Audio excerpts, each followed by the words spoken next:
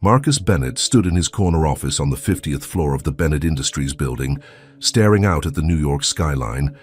His Italian suit felt tight around his neck, and he loosened his tie. Another late night at the office. The board meeting had gone longer than expected, and now it was nearly midnight.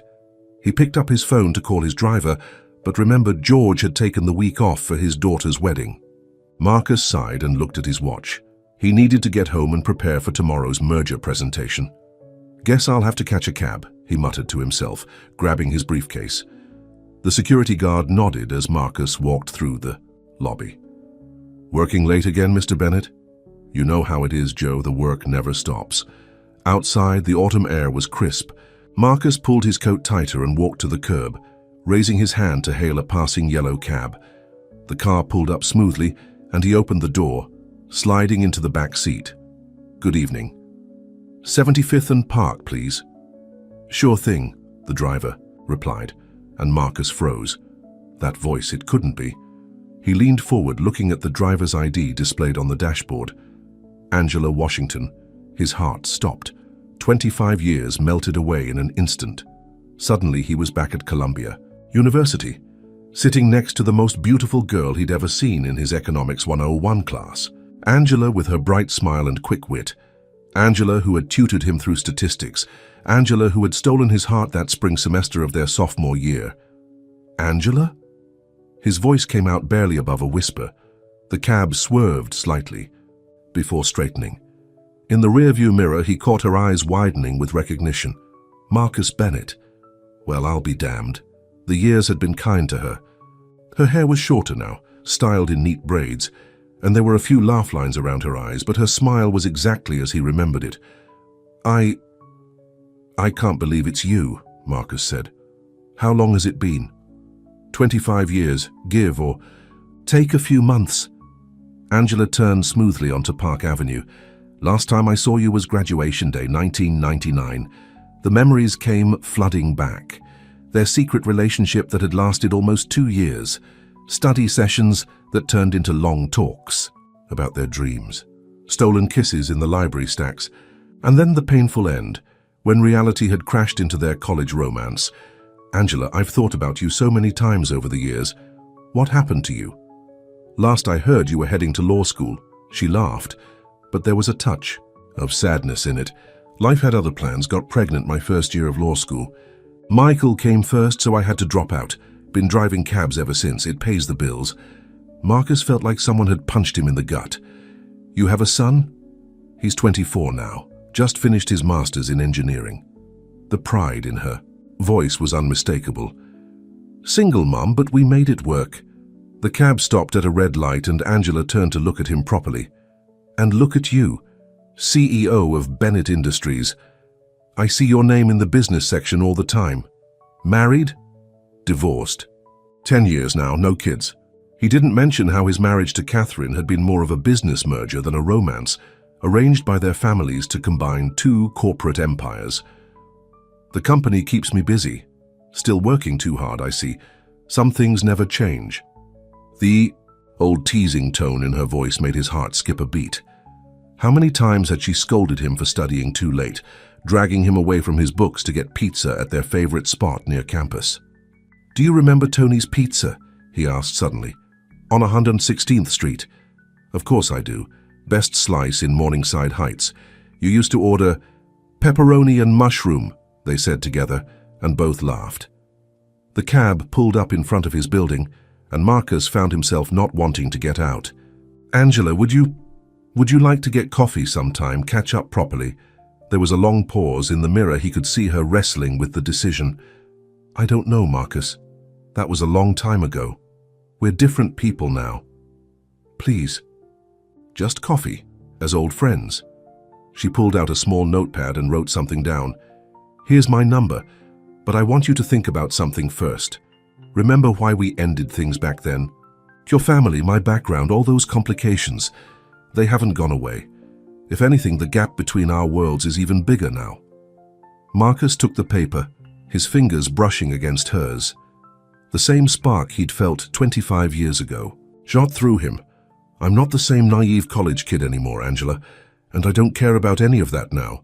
She smiled, but it was guarded. We'll see. Give me a call if you still want that coffee after you've thought it through. Marcus stepped out of the cab, watching as it pulled away into the night traffic. He looked down at the paper in his hand, Angela's neat handwriting bringing back memories of study notes and love letters passed in class. Up in his penthouse apartment, he walked past the expensive furniture and floor-to-ceiling windows without seeing them. His mind was 25 years in the past, remembering their last conversation. His father's threats to cut him off, her pride and refusal to be the reason he lost his inheritance, their tearful goodbye at graduation. He pulled out his phone and saved her number, then poured himself a drink. Tomorrow he had to present a billion-dollar merger to the board.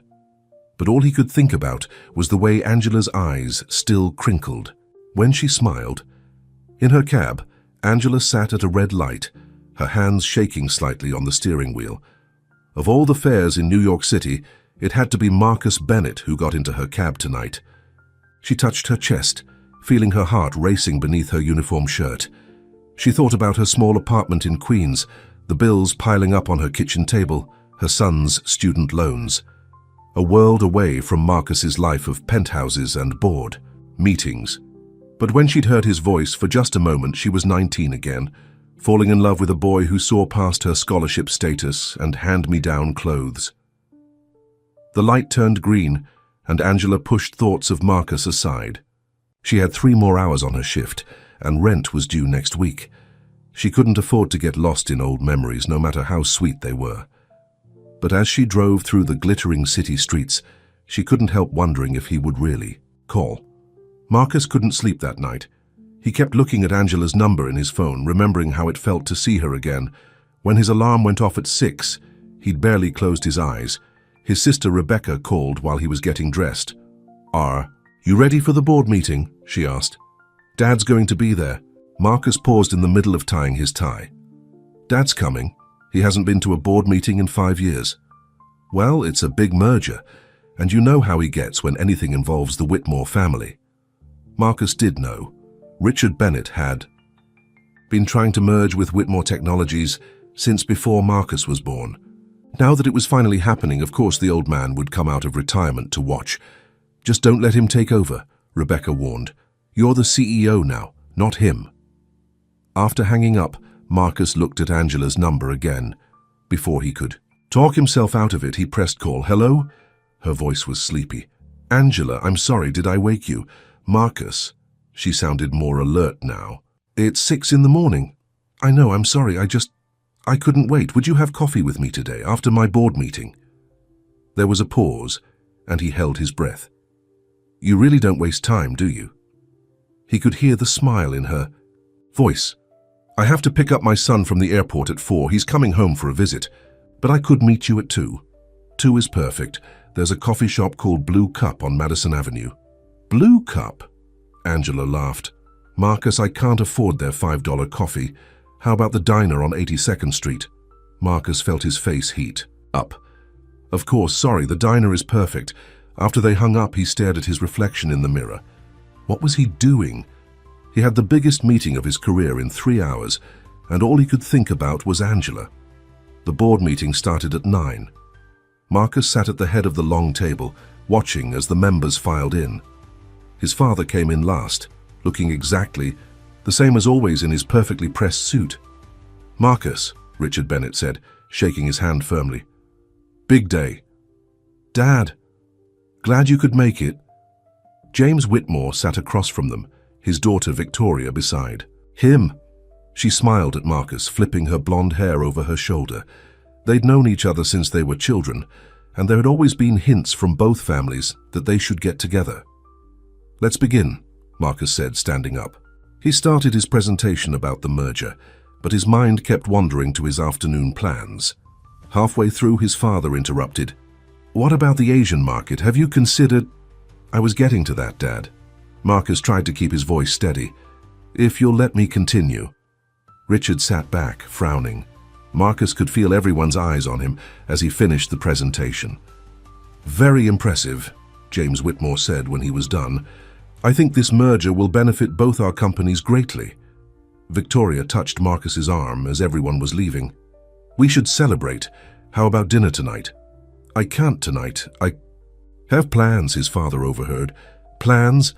What could be more important than dinner with the Whitmores? It's personal, Dad. Richard's eyes narrowed. Just don't do anything to jeopardize this merger, son. We've waited too long for this. Marcus walked back to his office, loosening his tie. His assistant Janet rushed in with a stack of papers. The legal team needs these signed by 5, and Mrs. Whitmore called to confirm the charity gala next week. Also, your mother wants to know if you're coming to Sunday dinner. Janet, clear my schedule after 1 today. Something's come up. At 1:30, Marcus changed into a casual shirt and slacks. He felt nervous, like he was going on a first date. In a way, he was. The diner was busy when he arrived. Angela was already there, sitting in a booth by the window. She was wearing jeans and a simple blue sweater, her braids pulled back neatly. She looked more beautiful than any of the society women he usually spent time with. "You came," she said. As he sat down, "Of course I came." He wanted to reach across the table and take her hand, but he held back. "You look wonderful. And you look tired. Rough meeting?" "My father showed up. He has a way of making me feel like I'm still 16 and disappointing him." Angela nodded. "Some things really don't change. Remember when he caught us at that party junior year? How could I forget? He gave me a lecture about appropriate relationships and family responsibilities that lasted 3 hours. The waitress came and they ordered coffee. Angela stirred cream into hers just like she used to in college. "Tell me about your son," Marcus said. Her face lit up. "Michael is amazing. He worked so hard to get through school. Full scholarship to MIT just like I had to Columbia. He's been in California for his master's program, but he got a job offer back here in New York. That's why he's coming home today." "So you did it all on your own?" His father wasn't in the picture. "Left when he found out I was pregnant." She shrugged. "But we managed. I worked 2 jobs while Michael was little. The cab company lets me set my own hours, which helped when he was in school." Marcus felt a wave of admiration and regret. While he'd been building his fortune and living in luxury, she'd been raising a child alone and working multiple jobs. "I should have looked for you," he said quietly. "After graduation. I've regretted letting you go every day since then." Angela's eyes softened. "Marcus." His phone buzzed. A message from his father. "Emergency board meeting called for 4 p.m. Whitmore raising concerns." "Damn it," he muttered. "Work calling?" "Yes. I'm sorry, I have to go." He hesitated. "Angela, have dinner with me tomorrow night, please." She bit her lip. "I don't know." "Michael just got home and bring him. I'd love to meet him. You want to have dinner with a cab driver and her son? What would your father say?" Marcus reached across the table and took her hand. Her skin was warm against his. "I don't care what my father says. Not anymore. I lost you once because I cared too much about what other people thought. I'm not making that mistake again." Angela looked at their joined hands. "Okay," she said finally. "Dinner tomorrow. But somewhere normal. Not one of your fancy restaurants. I know just the place." He smiled. "Do you remember that little Italian restaurant in the village where we had our first date? Bella Luna, it's still there." "Still there." 7 o'clock. She squeezed his hand. 7 o'clock. As Marcus hurried back to his office, his phone buzzed again. This time it was Victoria Whitmore. "Marcus, we need to talk. This merger is very important to both our families. Maybe we should discuss how to make it even more permanent." He ignored the message. Let his father and the Whitmores worry about their precious merger. For the first time in 25 years, Marcus felt truly alive again. In her cab that afternoon, Angela picked up a fare heading to JFK. As she drove, she thought about Marcus, about the way he'd looked at her across the diner table. She thought about their plans for tomorrow night. "You're crazy," she told her reflection in the rearview mirror. "He lives in a different world." But her heart wasn't listening to reason. It was too busy remembering how right his hand had felt holding hers, just like it had 25 years ago. Angela waited at the airport arrival gate, checking her watch nervously. Michael's flight from San Francisco had landed 20 minutes ago. She smoothed down her shirt, wishing she'd had time to change after her shift. Finally, she saw him coming through the crowd. At 6'2", Michael towered over her now, but his smile was still the same one she'd loved since he was a baby.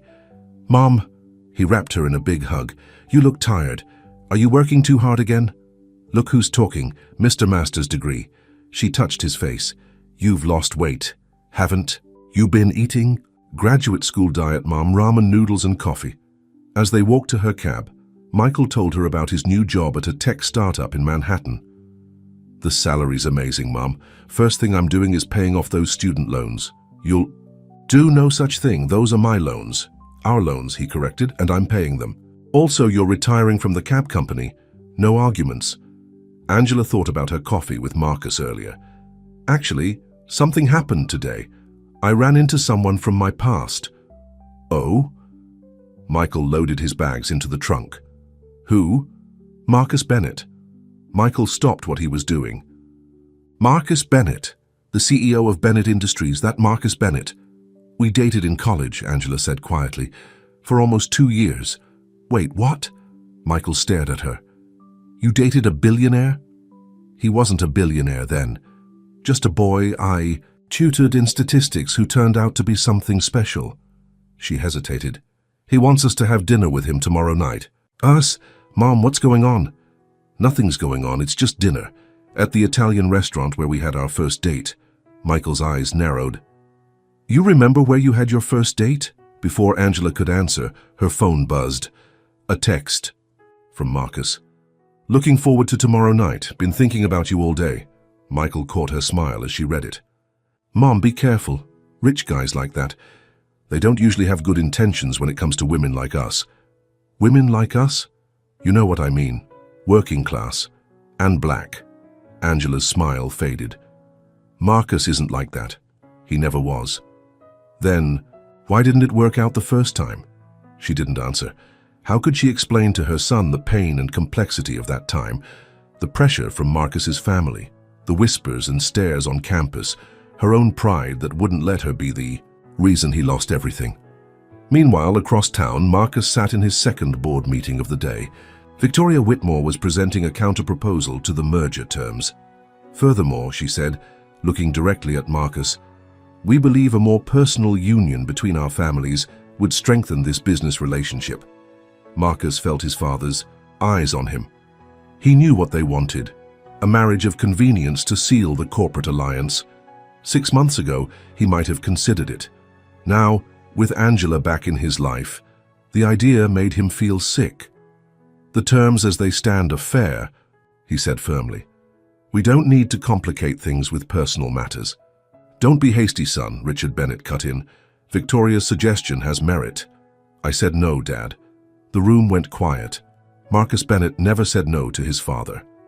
After the meeting, Richard followed Marcus to his office. What's gotten into you? The Whitmores are offering everything we've worked for. Maybe I want more than just what you've worked for. More? You're the CEO of a Fortune 500 company. What more could you want? Marcus thought of Angela's smile in the diner. Something real. His father's eyes narrowed. What aren't you telling me? I have dinner plans tomorrow night. Cancel them. We're having dinner with the Whitmores. No, we're not. Marcus stood up. I'm having dinner with Angela Washington and her son. Richard's face went pale. Angela Washington, that scholarship girl from college, the one I was in love with, the one you threatened to destroy if I didn't end things. I did what was best for this family, for your future. No, you did what was best for the company. There's a difference. Marcus walked to the door. I'm leaving early. I have some shopping to do before tomorrow night. At home that evening, Angela helped Michael unpack. Her small apartment felt crowded with his bags, but her heart was full having him home. Tell me more about this Marcus Bennett, he said, sorting his laundry. What really happened between you two? Angela sat on his bed picking up an old photo from his nightstand. It showed them at his high school graduation, both beaming with pride. We met sophomore year at Columbia. I was there on full scholarship, working 2 jobs to cover expenses. He was this handsome rich boy who was failing statistics. She smiled at the memory. I tutored him. We fell in love, and for almost 2 years nothing else mattered. Not our different backgrounds, not his family's disapproval. Nothing. What changed? His father found out how serious we were. threatened to cut Marcus off completely. Not just money. He would have lost his whole future, everything he'd worked for. She put the photo down. I couldn't let him give up his dreams for me, so I ended it. Michael sat beside her. And now? Now I'm a 50-year-old cab driver with graying hair and bills to pay. And he's still in love with you? Michael suggested gently. Angela thought about how Marcus had looked at her in the diner, how his hand had felt holding hers. It's complicated. Life's complicated, Mom, but maybe that's not always a bad thing. Her phone buzzed again. Another text from Marcus. Found something today that made me think of you. A first edition of Pride and Prejudice. Remember how you used to read it between classes? Angela smiled, tears in her eyes. He remembered. After all these years, he remembered her favorite book. Mom? Michael was watching her face. Just promise me you'll be careful with your heart, okay? I will. She hugged him tight. When did you get so wise? I had a good teacher. Later that night, Angela lay in bed, unable to sleep. Tomorrow she would have dinner with Marcus Bennett, the boy she'd loved, now a powerful man, the boy she'd given up to protect, now seemingly ready to risk everything to be with her again. You're not 19 anymore, she told herself. You can't just fall back in love like nothing's changed. But as she drifted off to sleep, she wondered if maybe her heart had never really fallen out of love in the first place. The next evening, Angela stood in front of her mirror, trying on her third outfit. Michael sat on her bed, watching with amusement. Mom, you look fine, it's just dinner. She smoothed down the simple black dress she'd bought on sale last year. Maybe I should wear pants instead. The dress is perfect. Michael checked his watch. We should go or we'll be late. They took the subway to the village. Angela had refused to let Marcus send a car, despite his offers. As they walked the familiar streets to Bella Luna, her stomach was filled with butterflies. Marcus was already there waiting outside the restaurant. He'd changed from his business suit into casual clothes, dark jeans and a blue sweater, that made him look more like the college boy she remembered. Angela. His face lit up when he saw her. Then he turned to Michael, extending his hand. You must be Michael. I'm Marcus. Sir. Michael's handshake was firm, his expression guarded. Inside, the restaurant looked exactly as Angela remembered. The same red checkered tablecloths, the same Italian music playing softly, even some of the same waiters. Mario's still here, Marcus said, nodding to the old waiter who'd served them on their first date. I made sure we got his section. Mario recognized them immediately. Madonna, Santa, Angela, and Marcus after all these years? He hugged them both. And who is this handsome young man? My son, Michael, Angela said proudly. Your son. Mamma mia, I feel old now. The usual. Table? As they followed Mario to the corner booth, Angela noticed Michael watching everything carefully. She knew that look. He was trying to figure out Marcus's intentions. So, Michael, Marcus said after they ordered, your mother tells me you just finished your master's at MIT. Impressive. Mom worked 3 jobs to get me through school. That's what's impressive. Marcus's face softened. She always was the hardest worker I knew, used to tutor half our class, while holding down 2 jobs and maintaining a 4.0 GPA. You remember my GPA? I remember everything about you, Angela. The way he looked at her made her heart skip. Michael cleared his throat. Mr. Bennett, please call me Marcus. Marcus, what exactly are your intentions with my mother? Michael, Angela gasped, but Marcus held up his hand. No, it's a fair question. He turned to Michael. 25 years ago, I made the biggest mistake of my life letting your mother go. I've regretted it every day since. My intentions. He looked at Angela, to make up for lost time if she'll let me. Before anyone could respond, there was a commotion at the front of the restaurant. Victoria Whitmore stood there scanning the room. When she spotted their table, her perfectly made-up face twisted into a sneer. So this is why you've been acting so strange, she said, walking over. Running around with some cab driver? Marcus stood up. Victoria, you need to leave.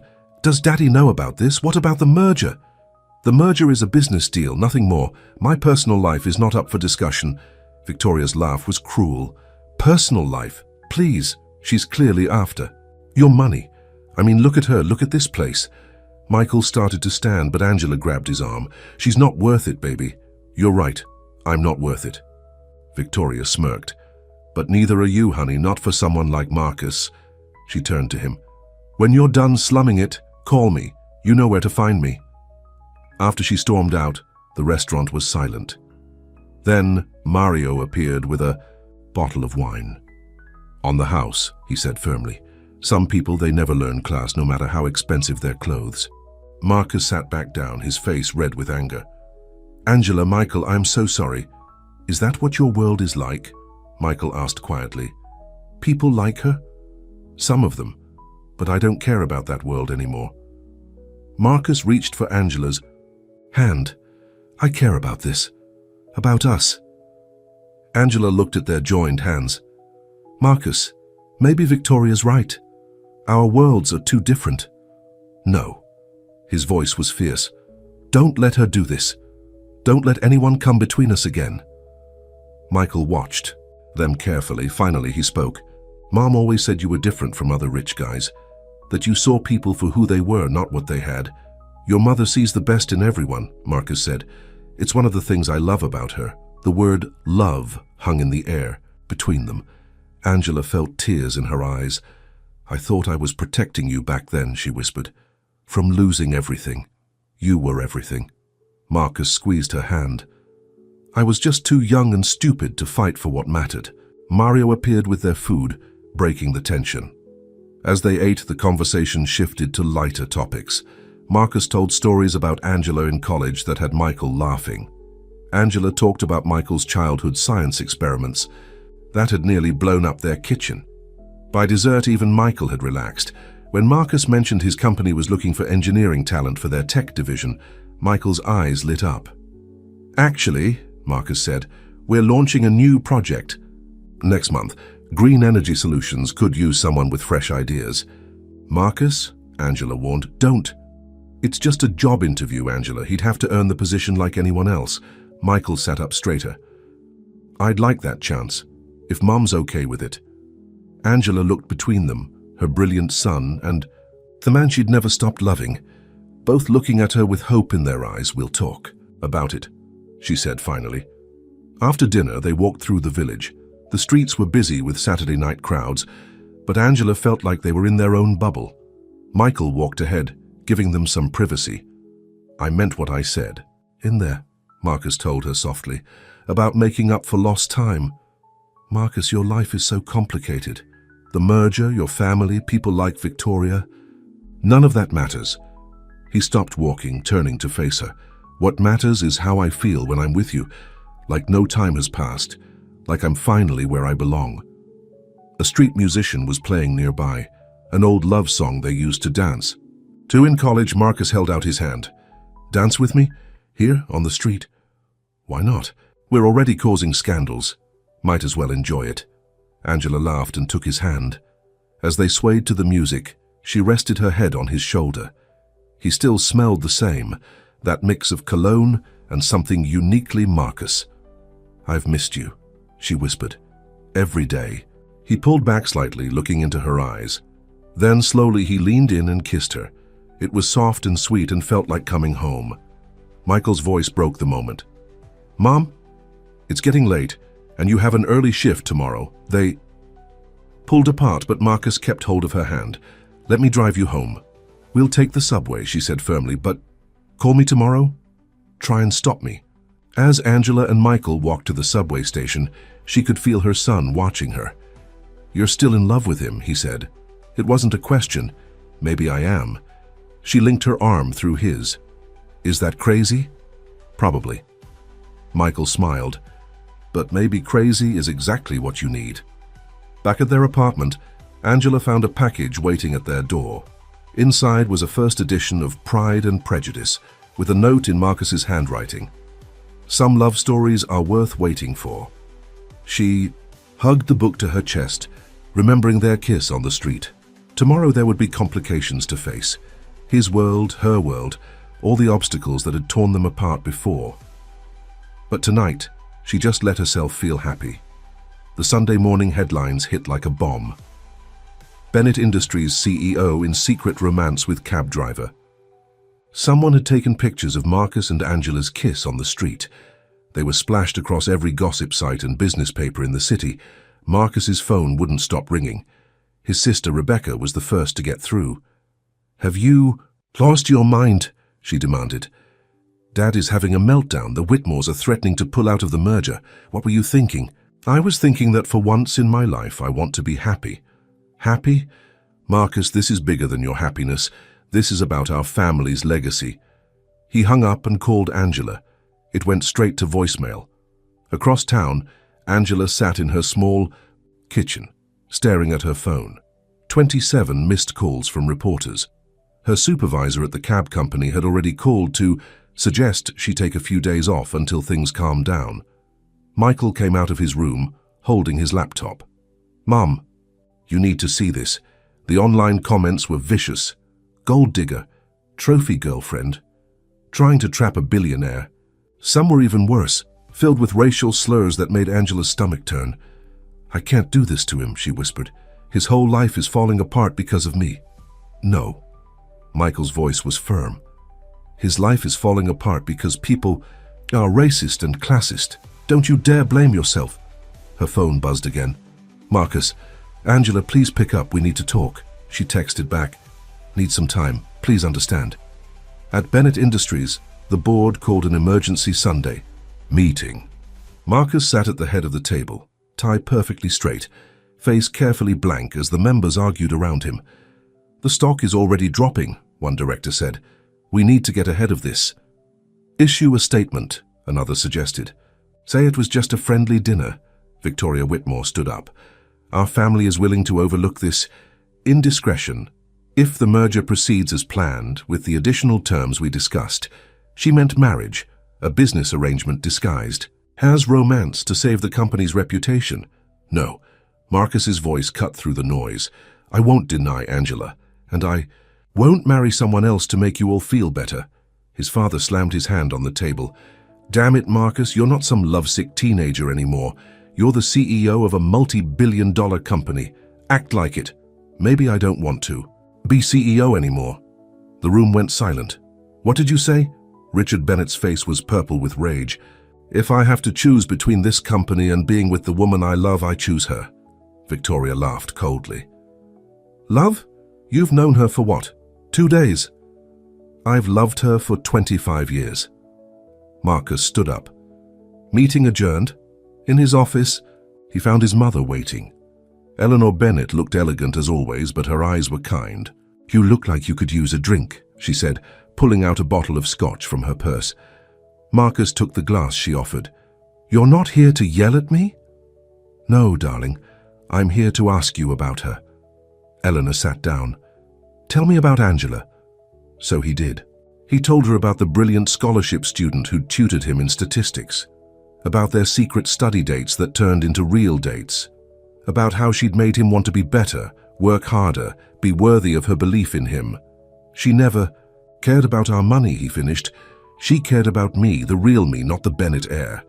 Eleanor was quiet for a moment. "You know, I was a secretary when your father met me." Marcus stared at her. "What?" "Oh yes." His family was horrified. "But he married me anyway." She smiled sadly. "Sometimes I wonder if that's why he pushes so hard now, to prove we deserve our place in their world." "I don't care about their world anymore, Mom. I know." She touched his cheek. "Go find her. Fight for her this time." Meanwhile, Angela was cleaning out her locker at the cab company. Her co-workers watched her with a mix of sympathy and curiosity. "Girl, you should have told us you were dating Marcus Bennett," her friend Ruby said. "We've been picking him up from that building for years." "I wasn't dating him. I mean, I am now, but—" Angela sighed. "It's complicated. Life's always complicated, honey, but love, that's simple." As she carried her box to the subway, a sleek black car pulled up beside her. The window rolled down, revealing Victoria Whitmore. "Get in, we need to talk. I don't think we have anything to say to each other. I'm offering you $5 million to disappear from Marcus's life." Angela almost dropped her box. "Excuse me, $10 million if you leave the city entirely." Victoria held up a check. "Think about your son, his future. This is more money than you'd make in 10 lifetimes driving a cab." Angela looked at the check, then at Victoria's smug face. You really don't understand, do you? I never wanted Marcus's money.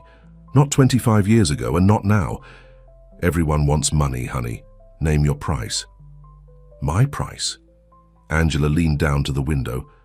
My price is respect, dignity, love.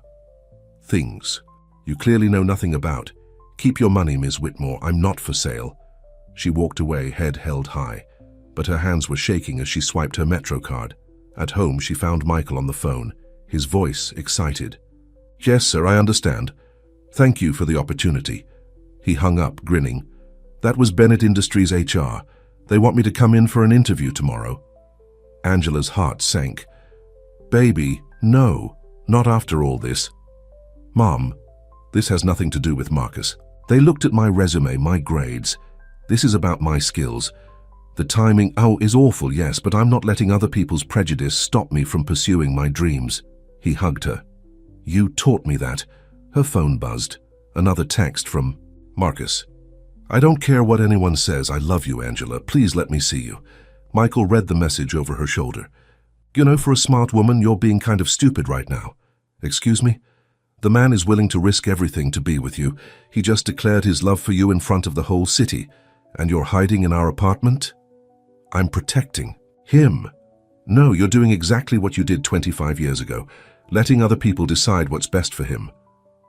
Michael took her phone and typed a response. What are you doing? Telling him to come over. He hit send. It's time to stop. Running, Mom. 30 minutes later, there was a knock at their door. Angela opened it to find Marcus standing there, looking tired but determined. I should have fought for us back then, he said without preamble. I'm fighting now. Please don't push me away again. Angela felt tears rolling down her cheeks. Your whole life is falling apart because of me. No. He stepped forward, taking her face in his hands. My life is finally coming together. Because of you. Michael quietly slipped into his room, leaving Marcus and Angela alone in the small living room. The sound of traffic floated up from the street below, mixing with the hum of the old air conditioner. I saw Victoria today, Angela said softly. She offered me money to leave town. Marcus's jaw tightened. How much? 10 million. That's all. He tried to smile. I'm a little insulted on your behalf.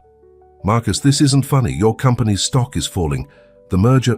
I don't care about the merger. You should care. This is your life's work we're talking about.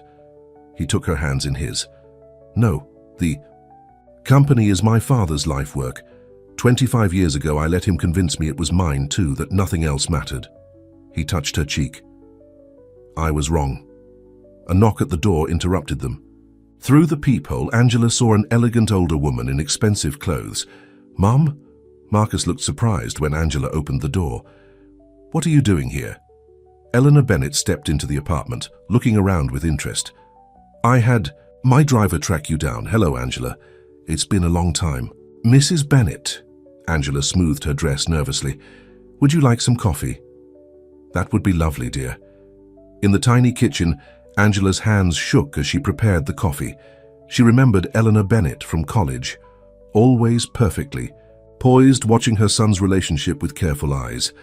I apologize for the cups, Angela said, bringing out her mismatched set. I don't usually entertain billionaires. You always did have a sharp wit. Eleanor smiled. It was one of the things I liked about you. Marcus and Angela exchanged surprised looks. Oh, don't look so shocked. I wasn't against you two back then, but I knew my husband would never accept it. Eleanor sipped her coffee. He still won't. By the way, he's at the club right now, plotting with the Whitmores. Let him plot, Marcus said. It's not that simple, darling. The Whitmores don't just want out of the merger. They want control of the company. Eleanor set down her cup. They're calling an emergency shareholder meeting. They're going to try to force you out as CEO. They can't do that, Angela protested. Can they? With enough support from other shareholders, yes. Eleanor looked at her son. Your father is furious enough to help them. Michael came out of his room, drawn by the voices. Mr. Bennett, your office called. They confirmed my interview for tomorrow morning. Eleanor turned to him. You must be Michael. I'm Marcus's mother. Ma'am. Michael stood straighter. MIT graduate, I hear. Very impressive. She turned back to Marcus. The green energy project? Marcus nodded. He's perfect for it. I agree. Eleanor stood up. Which is why I've instructed HR to fast-track his application, assuming he passes. The interview, of course. Mom, you can't, Marcus started. I can and I did. The company needs young talent, and it's time we showed the board that qualifications matter more than last names. She walked to the door, then turned back. Oh, and Angela, the next time someone offers you money to go away, tell them to talk to my lawyers. I have an entire team dedicated to handling harassment suits. After she left, Angela sat down heavily. What just happened? I think, Marcus laughed. I think my mother just chose sides. Michael's phone buzzed. It's all over social media. Our team Angela is trending. What? Angela grabbed his phone. People were sharing their own stories of love across class and racial lines. Pictures of Marcus and Angela's street kiss had been turned into memes about true love conquering all. The public loves a good romance, Marcus said. Especially one. That makes the rich snobs look bad. But what about the shareholders? Actually, Michael was scrolling through his phone. A lot of small shareholders are posting that they support Marcus. They're saying the company needs modern leadership that understands diversity and inclusion. Marcus's phone rang. It was Rebecca. Turn on the business news, she said without preamble. They found an old TV in the kitchen. A financial analyst was speaking. The Bennett Whitmore merger was always controversial. Many experts felt it would create an unhealthy monopoly. If it falls through because of this romance, Marcus Bennett might accidentally end up saving his company from a bad deal. They're spinning it, Rebecca said. Mom's PR team is amazing. They're painting you as a modern CEO, breaking down old barriers, the kind of leader companies need in today's world. Angela felt overwhelmed. This is crazy. Yesterday I was just a cab driver. You were never just anything, Marcus said softly. Michael cleared his throat. I should go prepare for my interview tomorrow. Wait. Angela grabbed his arm. Are you sure about this? Working for Bennett Industries with all this going on? Mom, my whole life you've taught me not to let other people's prejudice stop me. Were you lying? Of course not. Then let me prove I can succeed on my own merits. He hugged her. Besides, someone needs to help Marcus drag his company into the modern age. After Michael went to his room, Marcus pulled Angela close. I know this is all happening fast. Are you okay?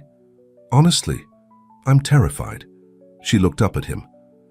I'm not used to being in the spotlight, to people judging everything I do. I know. But you're not alone this time. He kissed her forehead. We'll face it together. Her phone buzzed. A message from Ruby at the cab company. Girl, reporters offering money for interviews about you. Told them all to get lost. Nobody messes with our Angela. Tears filled her eyes. I never wanted any of this to cause so much trouble. You're not causing trouble. You're causing change.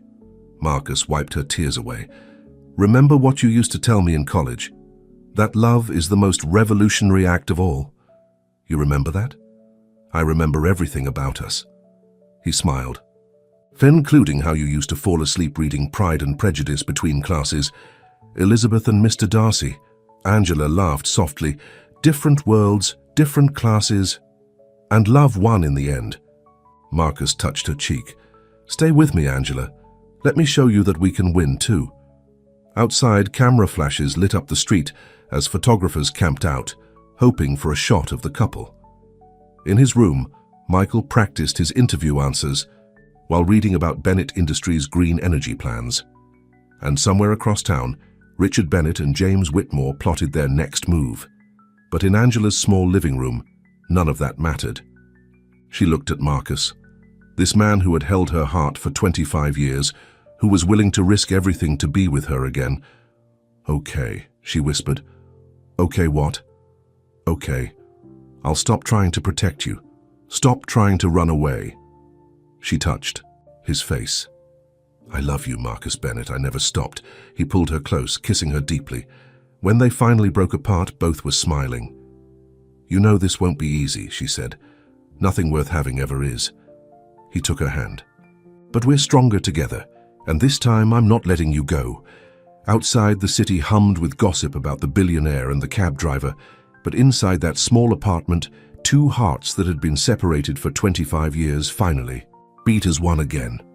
The next morning, Michael adjusted his tie in the lobby mirror of Bennett Industries. The building was intimidating, all glass and steel stretching into the sky. Security had to escort him through the crowd of reporters outside. "Michael Washington?" A young HR representative approached him. "Right this way." As they walked to the elevator, he noticed people staring and whispering. Everyone knew who he was now, the son of the woman who had captured Marcus Bennett's heart. The interview panel consisted of 3 senior engineers and the head of the Green Energy Division. They grilled him for 2 hours about his thesis work, his programming skills and his ideas for sustainable technology. "Very impressive, Mr. Washington," the division head said finally. "When can you start?" Michael blinked. "Just like that? Just like that. Your credentials are exactly what we're looking for," the man smiled. "Though I should warn you, some people will say you only got this job because of your mother's relationship with Mr. Bennett." "Let them talk," Michael said firmly. "My work will speak for itself." Meanwhile, Marcus sat in his office reviewing the shareholder meeting agenda. His secretary Janet rushed in. "Sir, your father is here with Mr. Whitmore and Victoria." Before Marcus could respond, they burst into the office. Victoria was wearing a tight red dress that probably cost more than Angela's monthly rent. "This has gone on long enough," Richard Bennett announced. "We have a solution that will save everyone's reputation." "I'm not interested in your solutions." "James," Whitmore stepped forward. "Hear us out. The merger goes through as planned. You and Victoria have a tasteful wedding at the plaza. Nothing too flashy given the circumstances. We issue a statement that your involvement with the cab driver was a brief infatuation, now over." "And Angela?" Marcus's voice was dangerous. "She'll be well compensated," Victoria said smoothly. "We've already drawn up a very generous settlement offer." Marcus stood up slowly. "Get out." "Son, be reasonable," Richard pleaded. "I said get out, all of you." Marcus's shout brought Janet running. "And if anyone tries to buy off Angela again, I'll personally make sure every newspaper in the country knows about it." After they left, Marcus called his mother. "They're getting desperate," Eleanor said, "which means they're dangerous. How many shares does your father still control?" "About 15%. The Whitmores have 20. They'd need another 16 to have a majority. I've been making calls. Most of the old guard are with them, but the younger shareholders support you. It's going to be close." Marcus loosened his tie. "I can't lose the company, Mom, not just for me, but for all our employees. People like Michael who deserve a chance. Then fight for it, but do it your way, not theirs." Across town, Angela was meeting Ruby for lunch at their usual diner. Her friend slid into the booth with an armful of magazines. "You're famous, girl. Look at all these stories about you and Marcus." Angela pushed the magazines away. "I don't want to read what they're saying about me. Actually, a lot of it's pretty good. You're becoming a symbol or something, the American dream, true love, all that stuff." Angela's phone buzzed. A text from Marcus. "Michael got the job, starting next week."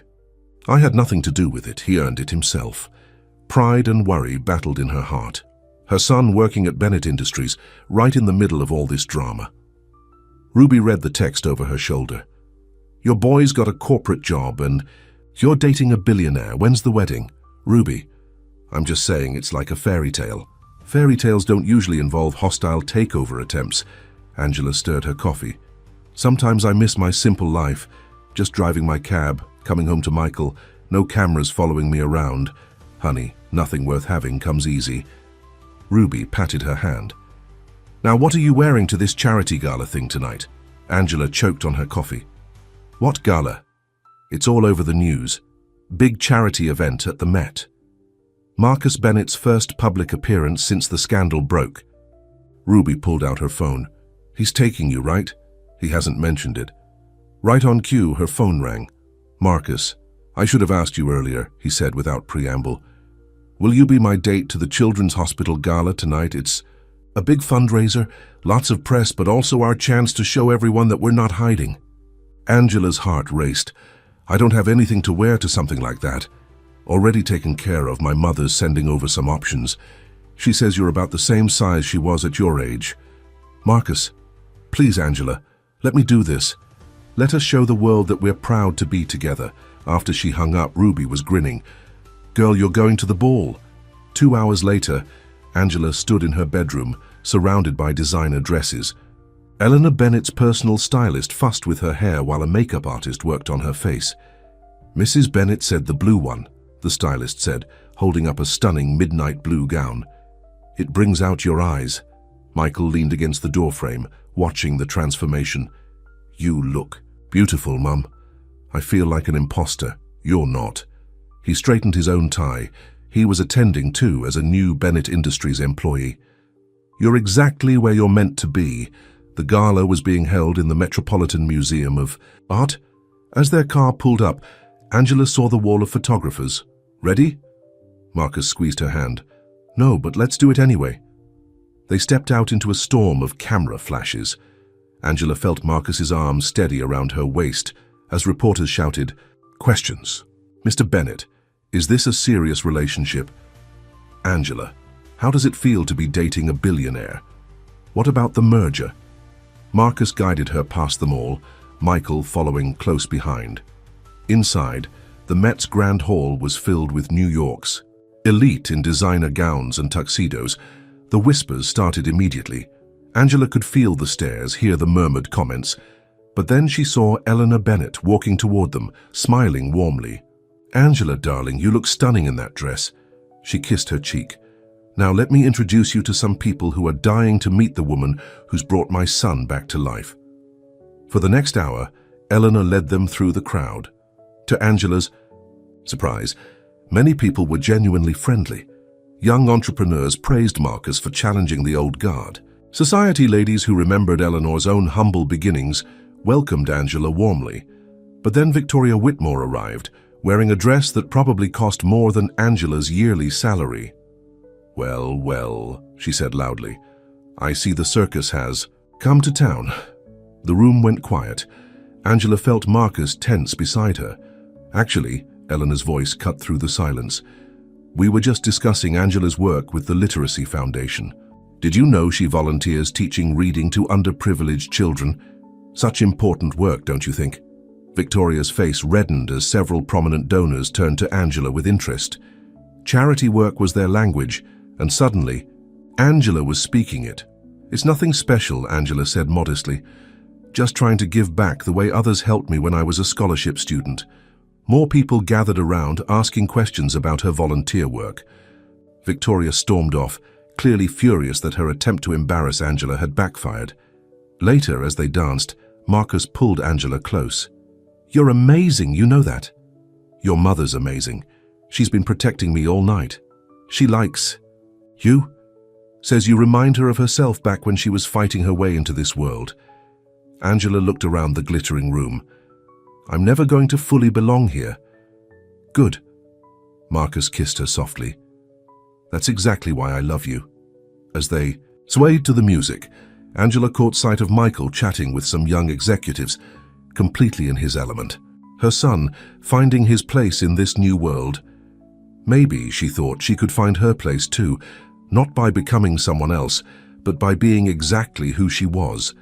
A woman strong enough to love across all boundaries, brave enough to face down prejudice, and determined enough to fight for her happy ending. The cameras flashed, capturing the moment. Tomorrow it would be in all the papers, the billionaire and the cab driver dancing at the Met. But right now, in Marcus's arms, Angela felt like the only woman in the world. The morning after the gala, Angela woke up to her phone ringing. It was Marcus, his voice tense. "Turn on the news now." She fumbled for the remote, clicking on the small TV in her kitchen. Her heart stopped when she saw the headlines scrolling across the screen. Bennett Industries scandal. Anonymous source claims CEO Marcus Bennett involved in insider trading. What? Angela sat down hard. "Marcus, that's not true." "Of course it's not. But the timing isn't a coincidence." He sounded exhausted. "The shareholder meeting is tomorrow. They're trying to destroy my reputation before the vote." Michael came out of his room, already dressed for his first day at Bennett Industries. Mom, what's wrong? She pointed to the TV. His face darkened as he read the headlines. I shouldn't go in today, he said. Not with all this happening. No, Marcus said firmly, overhearing through the phone. You go in and do your job. Show them. They can't intimidate us. After hanging up, Angela got dressed quickly. She had to see Marcus. Outside her building, reporters were already gathering. Ms. Washington, did you know about the insider trading? Were you part of the scheme?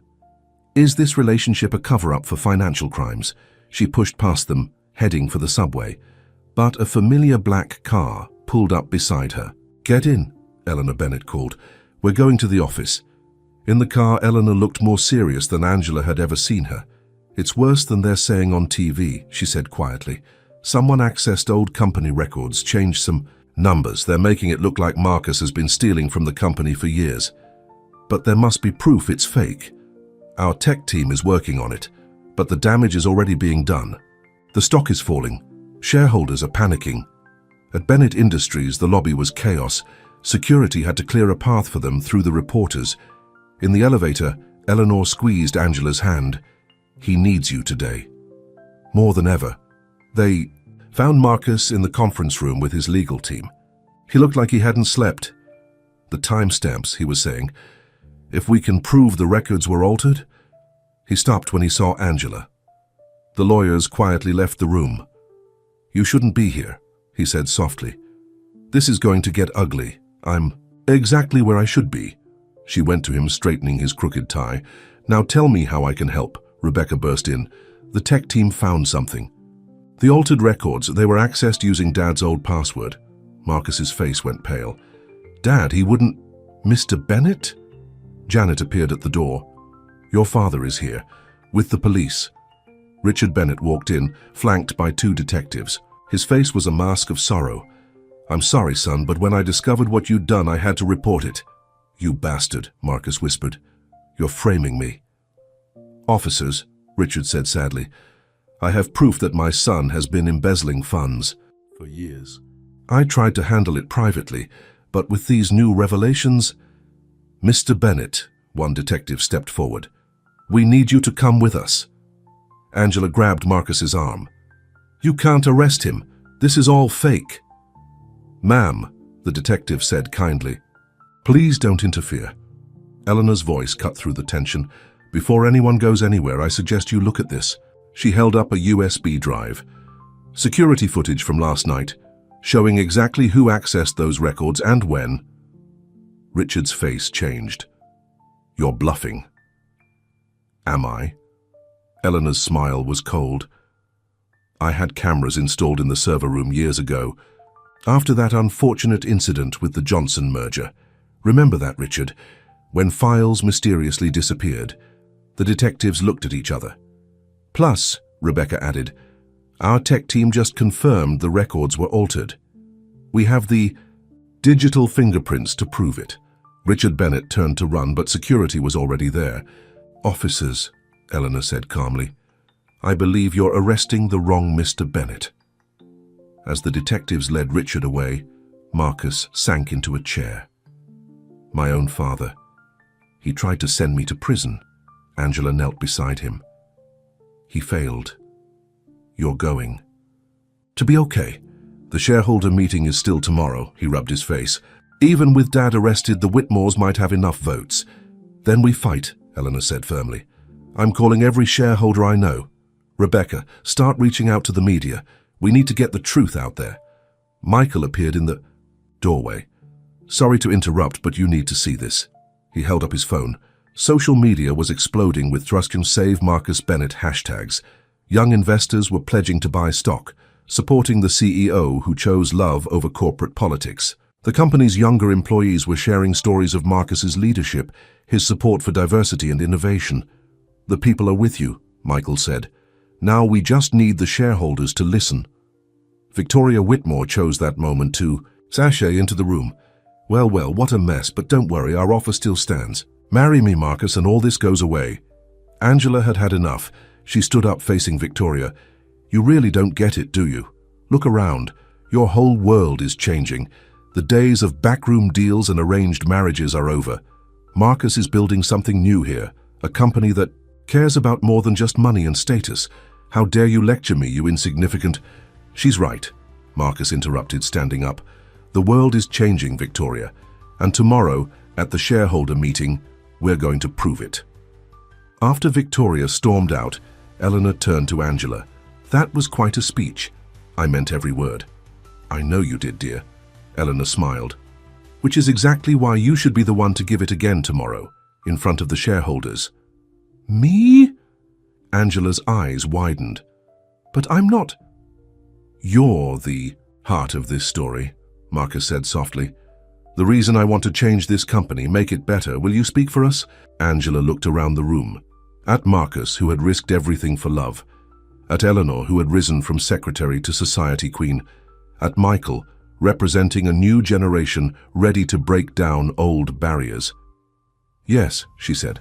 I'll speak, and they're going to listen. That night, after the lawyers and PR teams finally left, Marcus and Angela stood at his office window looking out at the city lights. No matter what happens tomorrow, he said, I want you to know something. Choosing you. Choosing love. It's the best decision I ever made. Angela leaned against him. We're going to win tomorrow. How can you be so sure? Because love is stronger than hate. Truth is stronger than lies. She smiled up at him. And our story is stronger than their prejudice. Outside the building, reporters were still camped out, waiting for the next development in the scandal. But up in that quiet office, Marcus and Angela held each other, drawing strength for the battle ahead. Tomorrow would decide everything, the company's future, their future. But tonight, they had each other. And sometimes, love really is enough. The morning of the shareholder meeting dawned bright and clear.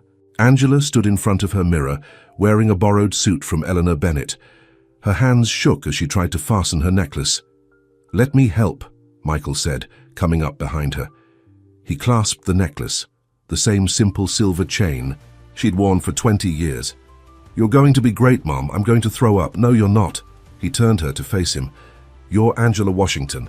You raised me alone, worked 3 jobs to put me through school, and never let anyone tell you what you couldn't do.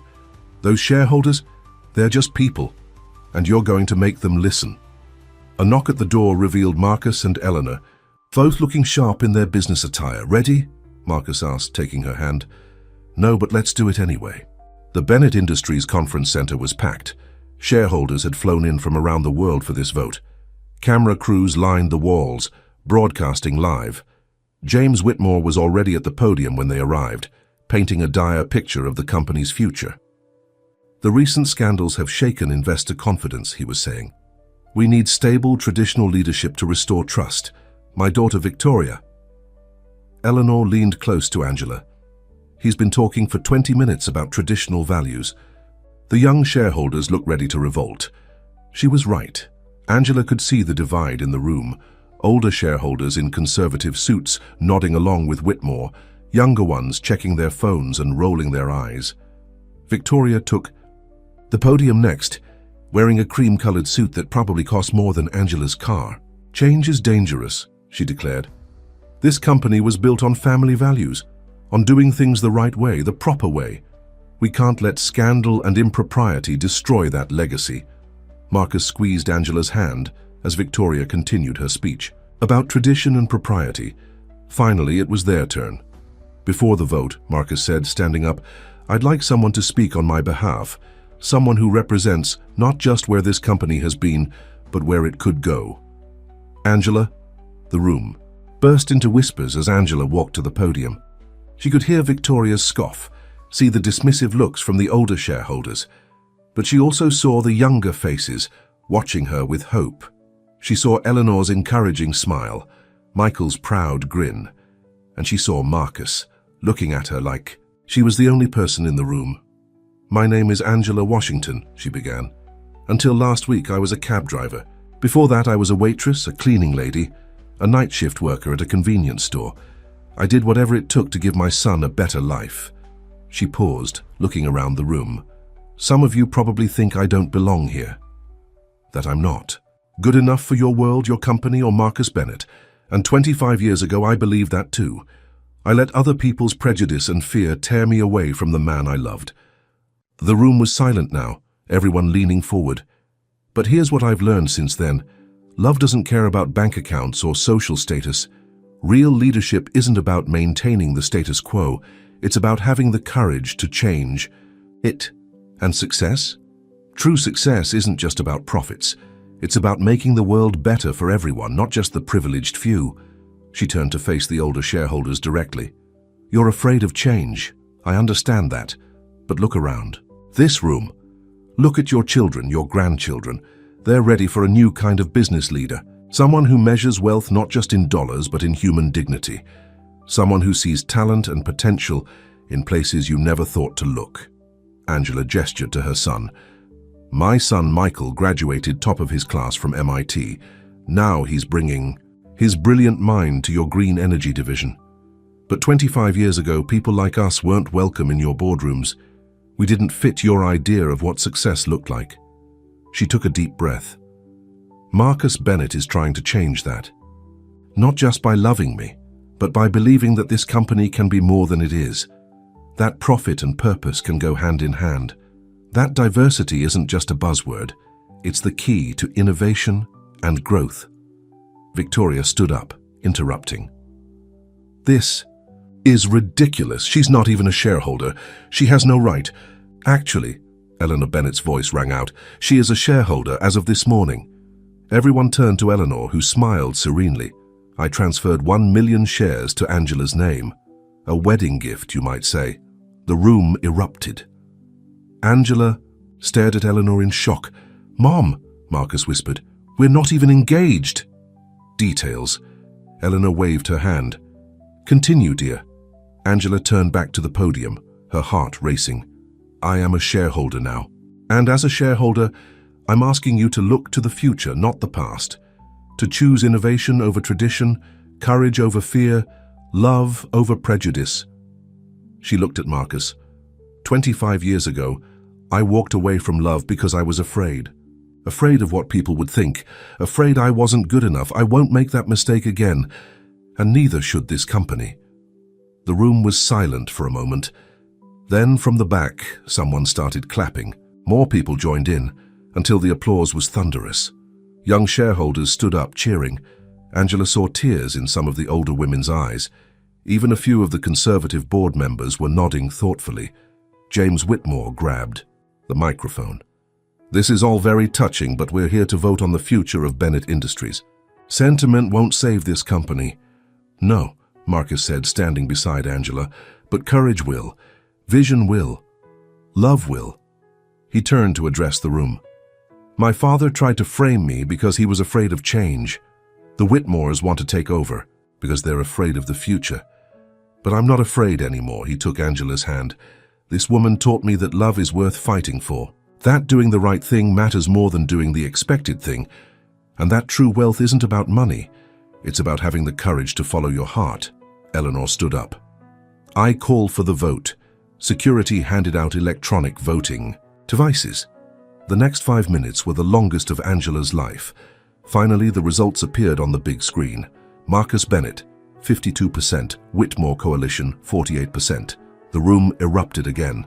Victoria stormed out, her father following. Young shareholders rushed forward to congratulate Marcus, but he only had eyes for Angela. We did it, he whispered, pulling her close. No, she smiled. You did it, by being brave enough to choose love. Eleanor appeared beside them, dabbing her eyes. Well done, both of you. Though I do hope you'll make me look prophetic about that. Wedding gifts soon, Marcus laughed. Mom, we've only been back together for a week. 25 years and a week, Angela corrected softly. He looked at her, his eyes full of love. Marry me. What? Marry me. Not for the shareholders, not for the company. Just because I love you, and I never want to waste another day without you. Angela looked around the crowded room, at the cameras filming everything, at the shareholders watching with interest, at her son grinning from ear to ear. It wasn't the most private or romantic proposal, but then, nothing about. Their love story had been conventional. Yes, she said simply, The room broke into cheers again. Eleanor was already on her phone, presumably calling wedding planners. Michael hugged them both, but Marcus and Angela barely noticed any of it. They were lost in each other's eyes, making up for 25 years of lost time with a single kiss. Love had won. Not just their personal love story, but love's power to change hearts, change companies, change the world. And somewhere in the crowd, watching with tears in her eyes, a young intern from a working-class family saw her own future possibilities expanding. Because sometimes fairy tales do come true. Sometimes love really does conquer all. 6 months later, Angela stood in the bridal suite of the Plaza Hotel, looking at herself in the mirror.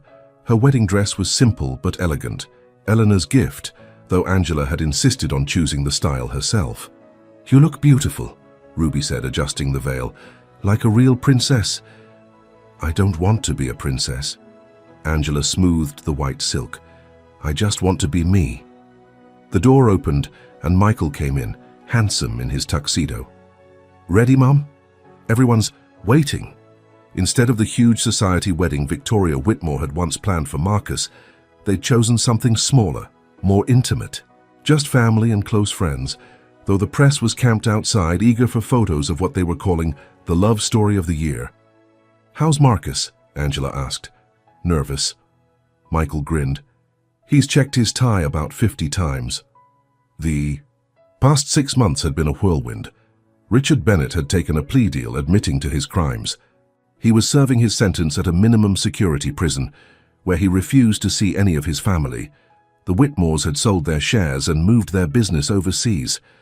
Last Angela heard, Victoria was dating a prince in Monaco. But the real changes had happened at Bennett Industries. Under Marcus's leadership, the company had launched major initiatives in green energy and urban development. Michael's team was revolutionizing sustainable technology. The stock price had never been higher. "Ms. Washington?" Janet peeked in. "It's time." "Actually," Ruby said with a smile, "in about 10 minutes, it won't be Ms. Washington anymore." Angela took one last look in the mirror. The woman who looked back at her wasn't just a cab driver anymore, but she wasn't quite a society woman either. She was something new, something uniquely herself. The ceremony was being held in the Plaza's Grand Ballroom. As Angela walked down the aisle on Michael's arm, she saw all the people who had become part of her story. Eleanor, dabbing her eyes with a silk handkerchief. Rebecca, who had become like a sister. Her friends from the cab company, looking slightly uncomfortable in their formal wear but beaming with pride. And Marcus, standing at the altar, looking at her like she was the only person in the world. "Who gives this woman to be married?" the minister asked. Michael's voice was strong and clear. "I do." As Angela took her place beside Marcus, he whispered, "You're beautiful." "You've checked your tie too many times," she whispered back. He laughed softly, and just like that, her nerves melted away. The minister spoke about love that transcends boundaries, about courage and second chances. But Angela barely heard him. She was lost in Marcus's eyes, thinking about their journey, from study sessions in the Columbia Library to secret dates at Bella Luna, from tearful goodbyes at graduation to that fateful cab ride 25 years later. Every moment had led them here. "The rings, please." Michael stepped forward, holding the simple gold bands they'd chosen together. "I, Marcus Bennett, take you. Angela Washington." His voice cracked slightly as he slipped the ring on her finger. Angela had to blink back tears as she did the same. "By the power vested in me, I now pronounce you husband and wife." Their kiss was sweet and tender, full of promise. The room erupted in cheers. At the reception, Eleanor clinked her glass for attention. "When Marcus first brought Angela home in college," she said, "I knew she was special. It took 25 years and a lot of drama, but my son finally figured out what I knew back then, that true love is worth fighting for." She raised her glass. "To Marcus and Angela, may their courage inspire others to follow their hearts." Later, as they danced their first dance as husband and wife, Marcus held Angela close. "Happy?" he asked. "Perfect." She looked around the room. "Though I still can't believe all this is real sometimes." "Which part? The fancy wedding?" The society life? No. She touched his face. The fact that we got our second chance. That love. Won. Across the room, Michael was dancing with a young engineer from his team, both of them laughing. Eleanor was deep in conversation with Ruby, probably planning some charity event. Two worlds, once so separate, now beautifully merged. You know what this means? Marcus said suddenly. What?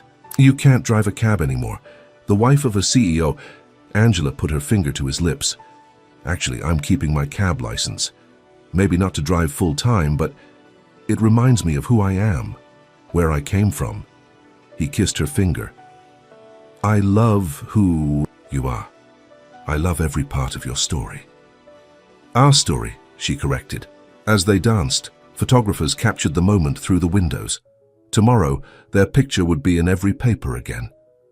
The billionaire and the cab driver, living their fairy tale. But the real story wasn't in those photos. The real story was in the way Marcus held her like she was precious, in the pride on Michael's face as he watched them dance. In the tears of joy in Eleanor's eyes, the real story was about love that refuses to be bounded by class or color or time, about second chances and happily ever afters that come to those brave enough to fight for them. Later that night, as their car took them to the airport for their honeymoon, Angela leaned against Marcus's shoulder. 25 years, she mused. Was it worth the wait? He kissed her softly. Every second. Though let's not wait that long for anything else. She laughed. Deal. Outside, the city lights twinkled like stars. The same lights Angela had seen countless times through her cab window, driving the streets of New York. But tonight, they seemed to shine just for them, celebrating a love that had finally found its way home.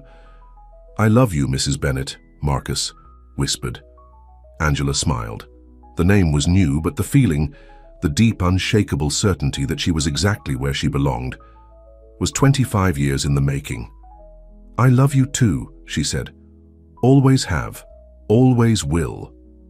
And as their car drove into the night, Angela knew that while their fairy tale wedding was ending, their real story, the story of two hearts beating as one, of love conquering all obstacles, was just beginning.